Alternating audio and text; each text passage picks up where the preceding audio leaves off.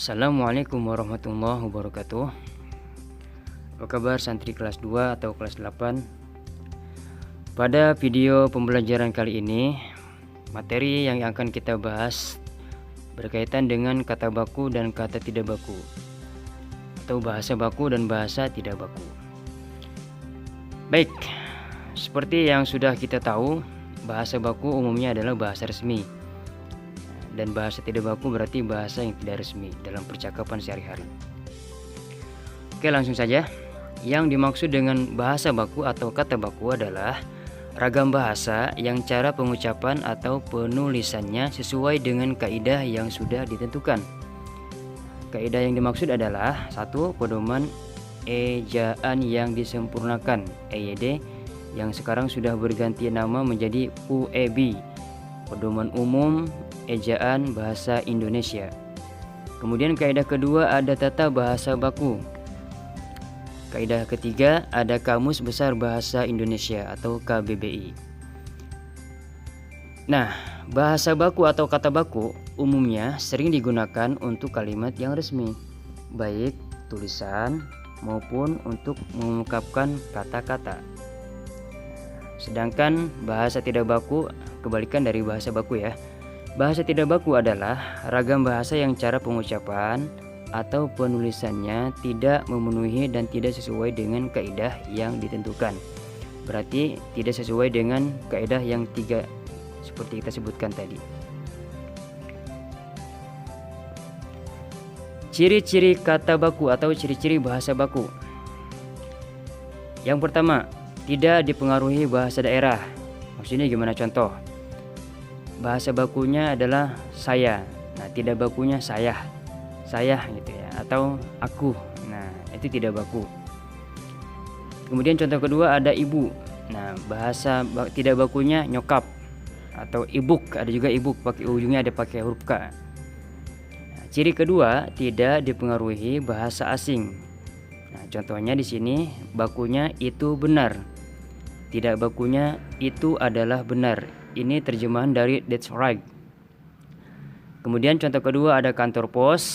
Contoh yang tidak bakunya pos kantor, yang diterjemahkan dari bahasa Inggris post office. Ciri ketiga pada kata baku bukan merupakan ragam bahasa percakapan. Nah, contohnya dengan, kalau tidak bakunya berarti sama. Nah, contoh kedua memberi, tidak bakunya kasih. Kemudian ciri yang keempat, pemakaian imbuhan secara eksplisit. Eksplisit ini berarti terlihat dan nampak gitu ya. Contoh, ia bekerja keras. Tidak bakunya ia kerja keras. Nah, pada kata baku ia bekerja keras, imbuhannya adalah ber. Cuman setelah saya gabungkan dengan kata dasarnya menjadi bekerja. Contoh kedua, ayam menyerang kucing. Nah, tidak bakunya ayam serang kucing. Jadi ini biasanya digunakan dalam bahasa percakapan sehari-hari, ayam serang kucing. Nah, bakunya ayam menyerang kucing. Ciri yang kelima, pemakaian yang sesuai dengan konteks kalimat. Nah, contoh dalam kata bakunya suka akan. Aku suka akan penampilannya gitu kan. Contoh tidak bakunya berarti sudah suka dengan. Aku suka dengan penampilannya. Contoh kedua, lebih besar daripada. Nah, tidak bakunya lebih besar dari. Jadi pakai daripada untuk bakunya. Ciri yang keenam pada kata tidak baku, tidak terkontaminasi atau tidak rancu. Tahu kontaminasi? Kontaminasi ini berarti tidak terkotori bahasanya. Tidak kotor. Contoh baku berkali-kali. Nah, tidak bakunya berulang kali.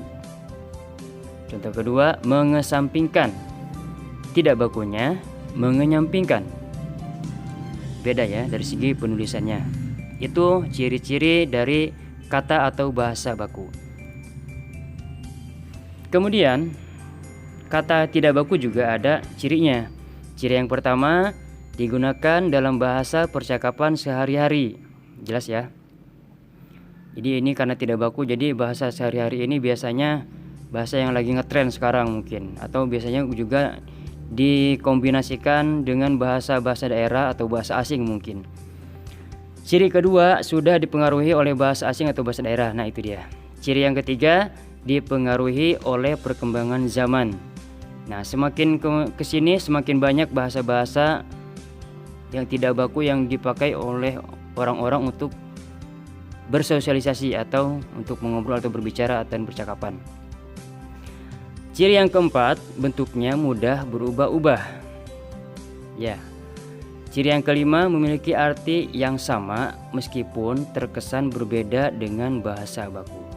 Nah, ini adalah ciri dari kata atau bahasa tidak baku. Kemudian apa sih fungsi bahasa baku? Jadi bahasa baku itu fungsinya apa sih buat kita? Nah, secara umum fungsi bahasa baku itu ada 3. Yang pertama, bahasa baku sebagai pemersatu. Maksudnya gimana? Nah, jadi karena bangsa Indonesia asal mulanya adalah terdiri dari berbagai wilayah dan berbagai etnis begitu ya.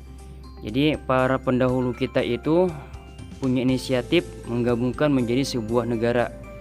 Nah, makanya untuk menjadikan sebuah negara ini perlu bahasa pemersatu. Nah, gitu ya. Jadi untuk menghubungkan semua penutur dari berbagai macam bahasa daerah yang berbeda-beda, bahasa baku dapat dijadikan pemersatu masyarakat daerah menjadi satu bangsa. Bayangkan kalau semua daerah ingin dijadikan bahasanya sebagai bahasa utama gitu ya, bahasa Sunda ya kan, bahasa Jawa, bahasa Batak. Kan repot, makanya perlu bahasa yang netral. Ya, jadikanlah bahasa Indonesia sebagai bahasa pemersatu yang baku. Fungsi bahasa baku yang kedua sebagai pemberi kekhasan. Nah, jadi seperti yang tadi disebutkan tadi, setiap daerah itu punya ciri khas tertentu dan punya budaya serta adat masing-masing. Nah, makanya untuk menjadikan daerah-daerah ini menjadi satu warna, makanya pemerintah mengharuskan setiap wilayah menggunakan bahasa baku, yaitu bahasa Indonesia sebagai bahasa nasional untuk memperkuat rasa nasionalisme masyarakat daerah. Jadi dari ujung Sabang sampai Merauke, ketika orang sudah menggunakan bahasa Indonesia yang baku, itu jadi timbul rasa nasionalismenya gitu kan atau khas. Nah, fungsi bahasa baku yang ketiga sebagai pembawa kewibawaan. Nah, jadi secara umum ini bisa disebut orang yang terdidik atau orang yang terpelajar. Jadi bagi seseorang yang mahir berbahasa Indonesia yang baik dan benar, maka akan memperoleh wibawa atau bahasa sekarangnya prestige di masyarakat. Ya, jadi biasanya masyarakat menilai dari segi penggunaan bahasanya. Biasanya kalau orang secara umum menggunakan bahasa yang baku seperti ini, maka orang jadi terlihat wibawa begitu ya. Nah, itu fungsi bahasa baku ada 3. Kemudian penggunaan kata atau bahasa baku itu dalam hal apa aja? Nah, di sini yang pertama dalam membuat surat dinas, surat edaran dan surat resmi lainnya. Tentu ya, ketika kita membuat surat dinas pada sebuah lembaga, maka juga perlu bahasa-bahasa atau kata-kata yang baku, yang resmi. Surat edaran misalkan dari pesantren untuk para wali santri. Nah, gitu. Dan surat resmi. Dan surat resmi ini biasanya ditandai dengan selain emang bahasa baku juga ada cap atau stempel. Kemudian yang kedua untuk membuat laporan. Nah, laporan ini jenisnya banyak. Ketika seseorang diminta membuat laporan, maka harus menggunakan bahasa baku atau bahasa yang resmi, bukan bahasa percakapan. Penggunaan yang ketiga untuk membuat karya ilmiah. Nah, karya ilmiah misalnya makalah. Untuk S1 ada skripsi, untuk S2 ada tesis, dan untuk S3 ada disertasi. Itu harus membuat karya ilmiah dengan bahasa baku. Kemudian penggunaan kata yang ketiga membuat surat lamaran pekerjaan. Tentu ya, ketika orang akan melamar pekerjaan maka harus menggunakan bahasa yang baku, bahasa resmi, bukan bahasa percakapan sehari-hari. Nah, fungsi atau penggunaan kata baku yang kelima Digunakan saat bermusyawarah atau diskusi. Nah, misalkan rapat para pimpinan atau diskusi tentang wabah yang sekarang sedang melanda hampir di seluruh dunia. Jadi diskusi bagaimana cara menghadapi virus corona ini dan bagaimana cara mengatasinya begitu. Kemudian selanjutnya saat berpidato dan rapat dinas. Nah, orang berpidato sudah pasti menggunakan bahasa baku dan rapat dinas. Kemudian yang selanjutnya digunakan saat surat menyurat antar organisasi, instansi atau lembaga lainnya. Misalkan para OSMA, para OSPA maksudnya OSIS dari sekolah membuat surat menyurat dengan sekolah lain, maka harus menggunakan bahasa yang baku. Atau instansi pemerintah, misalkan kepala desa dengan RW, dengan RT atau dengan desa lainnya. Itu jadi penggunaan bahasa baku dalam hal tersebut. Nah, kemudian ini ada contoh kata baku dan kata tidak baku. Kata baku sebelah kiri, kata tidak baku sebelah kanan. Jadi kata bakunya teknik. Nah, tidak bakunya teknik. Nah, terus ada efektif. Tidak bakunya efektif pakai P. Biosfer. Tidak bakunya biosfer. Daftar. Daftar. Biasanya penulisan yang dipengaruhi F jadi V ini biasanya orang Sunda atau bahasa-bahasa daerah. Fotokopi. Nah, penulisan yang benar adalah pakai F dan disambung dengan kata kopi. Jadi fotokopi satu kata. Nah, biasanya tidak baku fotokopi atau pakai H, fotokopi. Nah, kemudian apotek. Nah, itu yang resminya atau yang bakunya apotek pakai E. Nah, tidak bakunya apotik. Nah, atau dalam contoh kalimat saya akan makan siang. Nah, ini baku. Nah, kemudian kalimat yang tidak bakunya saya mau makan siang. Jadi akan dengan mau berbeda. Kemudian contoh yang kedua dalam kalimat dia pergi dengan keluarganya. Nah, kalau tidak bakunya dia pergi sama keluarganya. Nah, begitu ya. Ini contoh-contoh kata baku dan kata tidak baku. Sampai di sini seperti biasa sebelum mengakhiri pertemuan, maka di bagian akhir akan ada penugasan untuk para santri yang harus dikerjakan pada kolom Google Classroom. Tugasnya di classwork. Kerjakan tepat waktu dan mana soalnya kita lihat di slide berikutnya.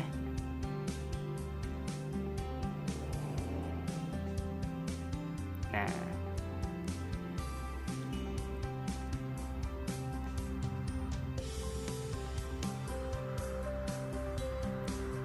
jadi di sini ada